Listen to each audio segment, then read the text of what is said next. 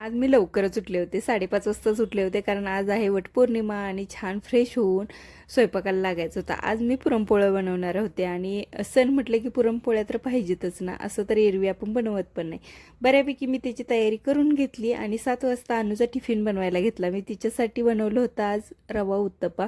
झटपट होणार आहे, तिचा फेवरेट आहे, त्यामुळे झटपट बनवून घेतलं. बाकी सगळी मी तयारी करून घेतली होती स्वयंपाकाची आणि पूजेची ताट आहे, नैवेद्याचं ताट आहे, ते सुद्धा मी सगळं तयार करून घेतलं. मला आता आवरून सुद्धा घ्यायचं आहे. 8 वाजलेत आणि 8:45 वाजता आम्ही निघणार आहोत. तर मी कशी तयार झाले हे मला प्लीज कमेंट करून नक्की सांगा. सणादिवशी इतकं छान नटायला खूपच मस्त वाटतं. आज आम्ही खूप सकाळी 9 वाजताच आम्ही पूजेला इथे गेलो होतो, कारण माझ्या 2 मैत्रिणी आहेत, त्यांना जॉबवरती पण जायचं होतं, त्यामुळे आम्ही लवकरच आलो होतो आणि इतकं छान फ्रेश वातावरण होतं. म्हणजे रात्रभर पाऊस पडला होता आणि सकाळी छान कोवळं ऊन होतं, त्यामुळे इतकं फ्रेश वातावरणात आमची पूजा झाली.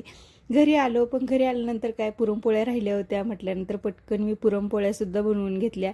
प्रत्येकाची पूजा करण्याची वेगळी पद्धत असते. म्हणजे मी आज मंदिरात गेले होते, तर प्रत्येकाची ओटी भरण्याची सुद्धा वेगवेगळी पद्धत होती. म्हणजे ओटीमध्ये कोणी छान वडाचं पान, त्यामध्ये फळं किंवा माझ्याकडे आंबा आणि गहू घालतात ओटीमध्ये. तर अशा वेगवेगळ्या पद्धती असतात. तर आजची पूजा खूपच छान झाली आणि आजचा मेनू हा पुरणपोळी, रस असा होता.